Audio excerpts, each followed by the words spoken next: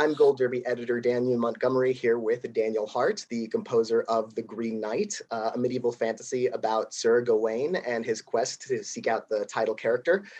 You're on the Oscar shortlist for Best Original Score.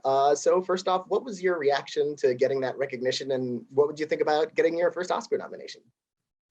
My reaction, what? That was my reaction, I think. And then after that, awesome. Yeah, I don't know. I don't spend enough time following awards to know how things work. So I guess I was surprised more than anything. And how would I feel if it went from shortlist to nomination? I don't know, confused, excited. There's a lot. I saw that everyone else on the shortlist, and I was like, oh, that's a lot of really good music by a lot of really good composers. Yeah, a little intimidating. And I don't know, like humbling to be included with those people. Well, just speaking for myself, you absolutely belong on that list. You know, whenever I re-listen to that score, I'm reminded of how impactful it is in the film. And it's this incredibly authentic feeling, medieval, mythic sound. Like, what kind of research did you do into music of that period, of that era, to kind of get that authentic sound to really immerse you in the film? Well, thank you. I did more research for this film than any film I've ever worked on. The director, David Lowery, and I, we've done films that have skipped around a bit in style, musically speaking. And that is always something I really look forward to when I know that we're going to be working on something new together, is that most likely it will be something that we haven't done before, in a sense. And yeah, when he said we were doing a medieval fantasy film, I thought, great, I've never done one of those before. That'll be an adventure. And I felt like it needed to feel authentic musically in certain ways. And so I wanted to know more about what my options were in terms of conveying the music of the time being the 15th century, when the poem that the film was based on was written, as compared to the 9th century, when King Arthur, or anyone resembling King Arthur, might have lived. So yeah, looking up 15th century instrumentation and musical styles was something I did quite a bit of. And then on top of that, I wrote a lot of lyrics in Middle English for this film, in a couple other languages, but primarily in Middle English. And I wanted that to feel like the poem itself. I wanted it to feel like that poem or other poems in Middle English, like the Canterbury Tales. So I did a lot of reading of Middle English poetry and listening to people reciting Middle English poetry who seemed to know how to pronounce Middle English, to get a feel for the sound of the words. Because often when I was writing lyrics, it was the sound of a word that drew me to it as much as the meaning of the word itself. And part of you know, an impactful element of the score is your use of you know, a vocal choir you know, throughout the score. What was it? What was the decision making like, using that as a big part of the music and bringing that into the film?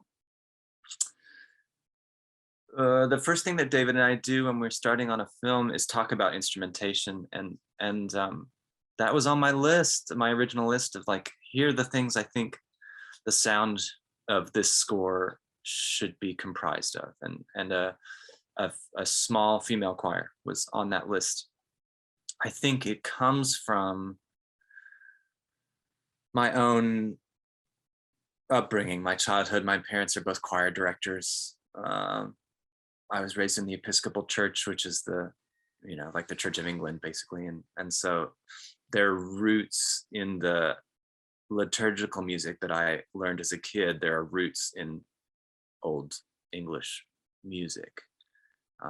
And it was all that stuff that we did in church was all choral, and a lot of it a cappella. So that's probably where it came from, uh, in the back of my head. But I also, I just love composing for choir, and there aren't so many opportunities to make that happen, um, both stylistically and in terms of a budget. You have to have a big enough budget to have a group of singers, and we were lucky to have both to make that happen for this film. So it was like, for me, it was like being a kid in a candy store, like all the things that I wanted to do to make the sounds of this film, I got to do, and having these female voices singing sometimes dissonant chord clusters felt like the movie to me. Like when I watched the movie, that's some of the stuff that started to pop into my head. And as you mentioned, you've worked with David Lowery multiple times on films that really vary in style and tone. Is there a kind of core kind of identity musically that you feel like you want to bring to each film, or do you like to just kind of be a chameleon and disappear into whatever music that particular film dictates? I love being a chameleon. There's so many different styles of music that I'm obsessed with, and so many that I've been lucky enough to be able to learn about and then perform over the years. Like the last film before the Green Knight was called Old Man and the Gun, and it's a heist film essentially, and I felt like it deserved a jazz score, and I hadn't done jazz scoring for a film up to that point. So I don't think anyone working on a film that felt like they needed a jazz score would be like, oh, we should call Daniel Hart because he is obviously the man for the job. But I studied quite a bit of jazz when I was in school, and then I played in a lot of jazz combos, like especially in my 20s and early 30s, like playing in restaurants and stuff to make the rent, and so it's a joy for me to be able to spend some more time with jazz, and for someone to pay me to do it is like icing on the cake.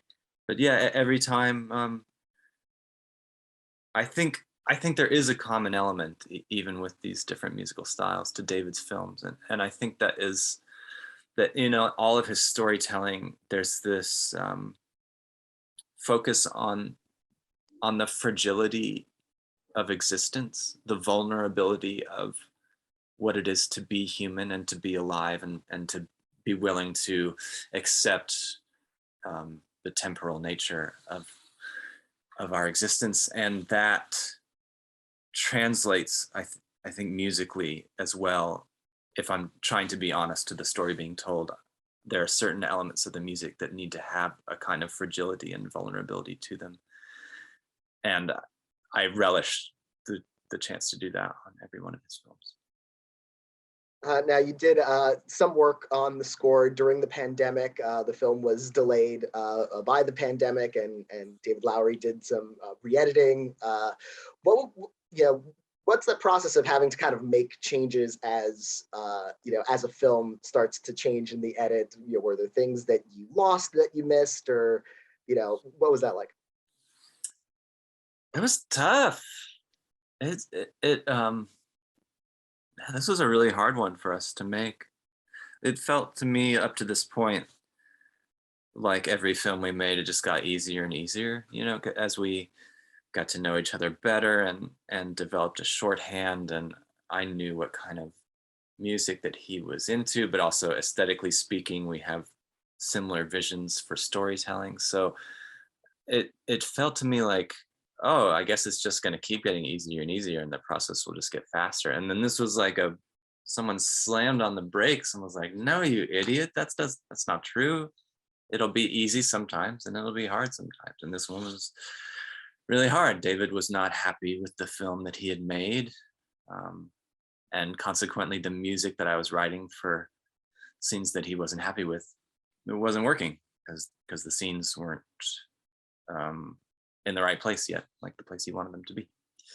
So a lot of rewriting, like a lot more than we had needed on the couple films before this one. And that was a little shock to the system, like, oh, it's not always going to be easy anymore, even with your like longtime collaborator, that you'll hit roadblocks. And once I got over that, like I accepted that is true and got back to work again, it was still difficult to find the right thing. Like it took us a while to find the right thing for a lot of scenes.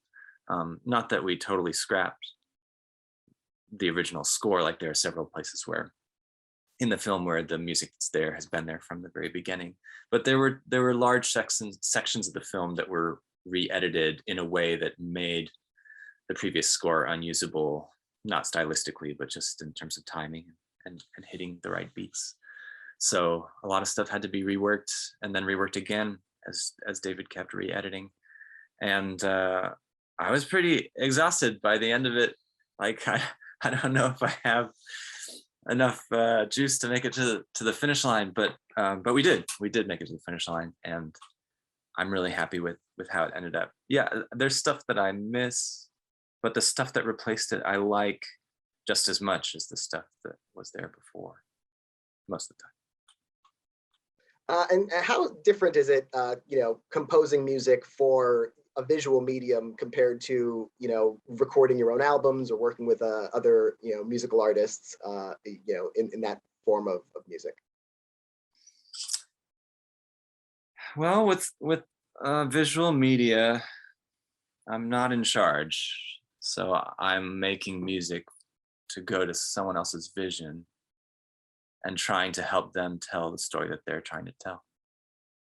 And to that end, sometimes the music that's called for in a scene isn't something that I would inherently do if I was just making something for myself, like if I was writing for my band, I probably wouldn't think of including a mandolin, but sometimes a film needs a mandolin. So there's that aspect of it. I think also it's good to have some parameters. Like when I'm working on my own music, and given the nature of how music can be made in a bedroom in 2022, I could do anything musically speaking. I could use any instrument, I can make any sound, I could write any lyrics. So I try to give myself some restrictions in order for it not to stray too far in too many different directions. If I'm trying to write a group of songs and I want them to feel cohesive, I try to stay within a certain set of parameters, like if it's instrumentation or lyrical content or all related to a theme. And those are all things that are true for working on film for visual media. There are already restrictions in place and parameters.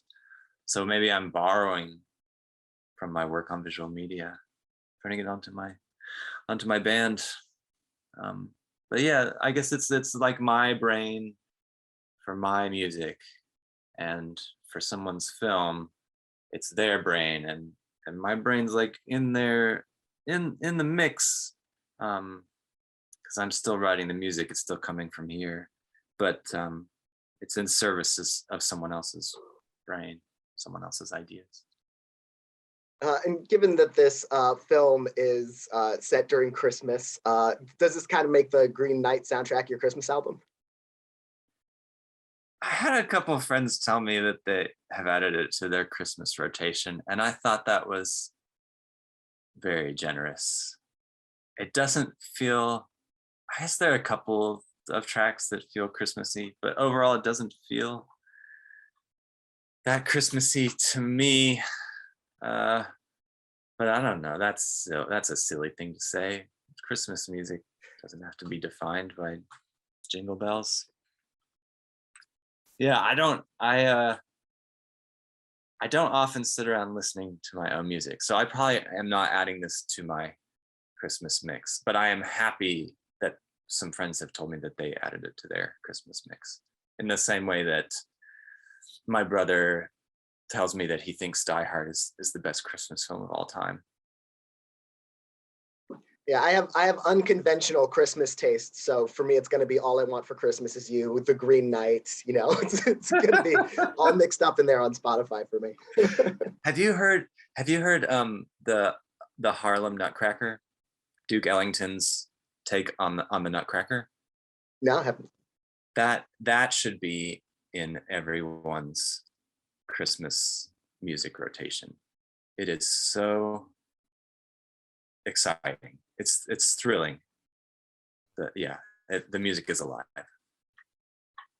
Well, I will definitely Highly recommend. I will definitely add that to my Christmas playlist as well.